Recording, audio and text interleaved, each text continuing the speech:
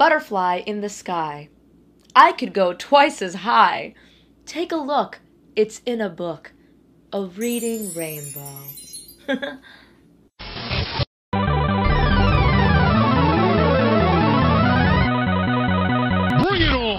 don't know about you guys, but I was raised on Reading Rainbow. Every time my little ears would hear this, I would tune in right away with Dunkaroos in hand. So you can only imagine the sheer joy that overcame my tiny body when LeVar Burton reached his Kickstarter goal of $1 million to bring back Reading Rainbow on multiple platforms and schools in need. On July 2nd, they successfully funded their goal beyond all expectations, reaching $5,408,916. So not only will they be bringing Reading Rainbow to the interwebs, but also to mobile, Android, console, OTT boxes, as well as free access for 7,500 classrooms as opposed to the initial 1,500. And to those of you who hate math and numbers and the like, I'm sorry, I'll stop throwing numbers at you. 42. Okay. Sorry. You know what? I'm just giving you guys the answer to life. You can thank me later. Now, with Reading Rainbow's immense success, it truly left me wondering, what if we could bring back our favorite childhood shows of the educational genre? Which brings us to today's countdown, in no particular order, because it was really hard to decide. They all so good! Let's all ride the feels train together, shall we? Can you feel the feels tonight? Let's be real here. As kids, we absolutely loved to hear the words field trip, especially when they were uttered from a teacher's mouth hole. Just anything to escape the monotony of classroom boredom and that weird kid who sat next to you and ate his boogers all day. And for some reason, it was always a Daniel. But for an even greater escape, we turned to Miss Frizzle and the Magic School Bus. Because it's not every day you get to travel inside the human body, explore the solar system, or visit the land of dinosaurs. But that school bus, though. Dude, that thing could transform into absolutely anything. From a spaceship, to a submarine, to a freaking pizza. Yeah, I said it right. A pizza. Frizzle is probably my favorite ginger. Sorry, Weasley. And I think I speak on behalf of all of us when I say that we would have given anything to have a teacher like the Frizz. And if you didn't know by now, Netflix is rebooting the Magic School Bus. Yeah, you heard right. By 2016, 26 glorious episodes will be aired by Netflix. Strangely enough, I wrote this episode a few days prior to the big news. So I think this episode is filled to the tits with good luck. Seatbelts, everyone! Bill, Nye the Science Guy. Inertia is a property of matter. Do you guys remember that bit in the song? It was like some fucking GLaDOS bitch. And she was all like, inertia is a property of matter. Inertia is a property of matter. And for some reason that always stuck with me as a child, and I felt really cool knowing what inertia was when everybody else was stuck on bug anatomy. Thorax, bleh. I'm gonna name my daughter Inertia. I am so happy to see Bill Nye up and running again these past few years. I say that like he was some kind of dormant robot that just started functioning again. I freaking loved watching his show, freaking like that, with a lot of passion in my voice, because I loved it. He pretty much taught me everything I knew about science. Science rules. Sorry, Mr. Jones. The reason why his lessons stuck with so many of us is because he mixed it up with high energy and quick wit. I mean, I'm sure I'm not the only one who appreciated his parodies at the beginning of each episode, like sound is a vibe, and let's talk about stress. Bow ties are cool, but Bill Nye is cooler. Zoom is one of those shows that most of you have probably forgotten about and now are all like, ZOMG! Based on a 1970s TV show by the same name, Zoom was pretty much a show run entirely by kids that involved a ton of fun activities, from science experiments and arts and crafts to field day type games. Until this day, I cannot figure out how to speak that god-forsaken ubby-dubby language.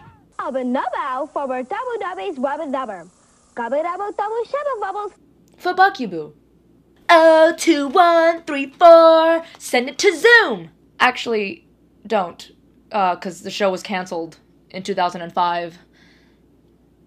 it'll probably get returned to you, and it will be a complete waste of your time. As a kid, I loved to pretend that I was some sort of great detective, and I would solve a ton of dumbass mysteries around the house. Like the one time I smelled a mysterious fart, and it turned out to be my dad. In the kitchen.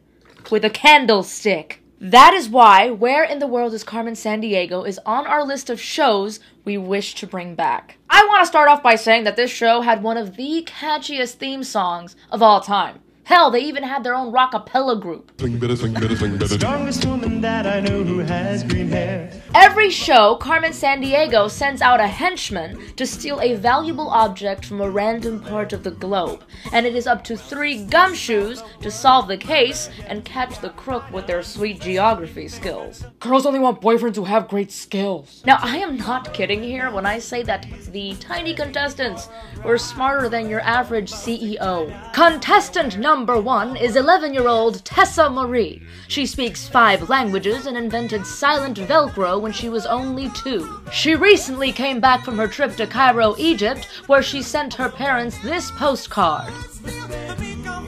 Yeah, well, at least I know where Turkmenistan is. Next on our list is Peewees Playhouse. Yes, I am putting this show on the list. I know most of you are probably thinking, but Jenny, like, Pee-wee just hung out with Lawrence Fishburne and talked to inanimate objects.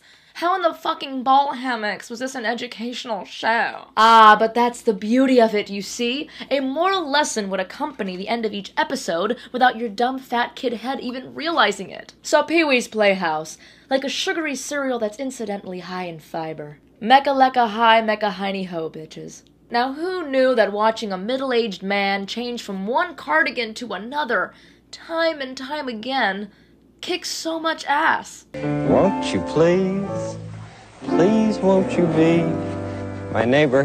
Mr. Rogers' Neighborhood is near and dear to my heart, but since Fred Rogers is no longer with us, a remake just wouldn't be the same.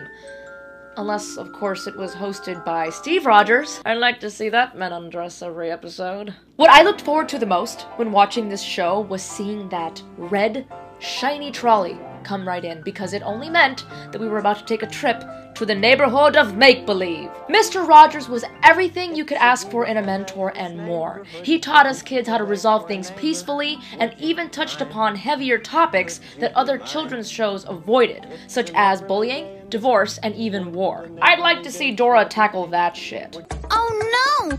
I know most of you folks probably haven't the foggiest idea what this show was about, but I don't fucking care, cause it was awesome. While Bob Ross had that sweet fro and them happy fucking trees, Mark Kistler was teaching us kids how to draw in 3D and kicked all sorts of ass. I used to buy loads and loads of sketchbooks just so I can run home after school and learn how to draw with this dash-tastic dude. And what made his show so great was that he, like Pee Wee Herman, used comedy as a means to educate. He would make all sorts of outlandish sound effects as he drew and would somehow always incorporate his family members into these drawings, especially his brother. I'm pretty sure they don't speak anymore. Up next on our list is Beakmans World. Pretty much Bill Nye the Science Guy on crack. Moving on. Anal sphincter.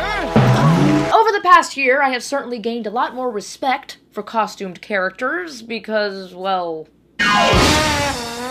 And that is why Gullah Gullah Island exists on our list. Come and let's play together. Gullah Gullah Island had to be one of my favorite educational shows on Nick Jr. because it had a different theme every episode with a tropical twist. Looking back, you realize that shows like this actually treated their demographic like intelligent beings, unlike most of the crud you see today that dumbs things down to shit. This is the color blue, like the sky, and yo mama's dildo. Oh no! Now, before we move on, there is just a certain portion of the Gullah Gullah Island theme song that I just cannot get past, because I simply cannot make sense of it. Just take your foot in your hand. I just don't get it. I mean, if you guys would help me with this, I would greatly appreciate it, because this has been eating away at me for nearly a decade, and I would like to move on. Now, I can't have an educational show countdown without involving our furry friends. No, our other furry friends. The title of this show alone deserves a spot on this list. Zoboomafoo. I'ma name my kid Zoboomafoo. Zoboomafoo is a lemur who is summoned by two brothers at the start of the show. A little leaping lemur who liked to bounce and play. And well, he's pretty much what helped keep our ADD-ridden minds glued to the screen for a whole half hour. 'Cause aminals. See, when they first call upon him, an actual lemur is seen swinging his badass self onto the set, but then he somehow turns into a talking puppet. But who cares? Lemurs rule.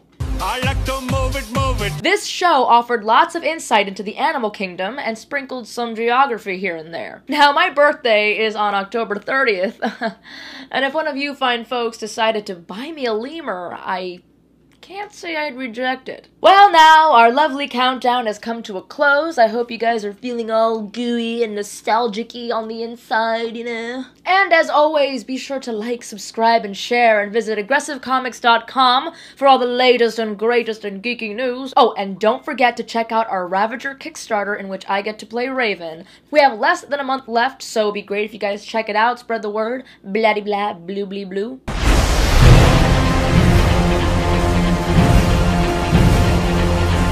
And until next time, stay geeky, my friends.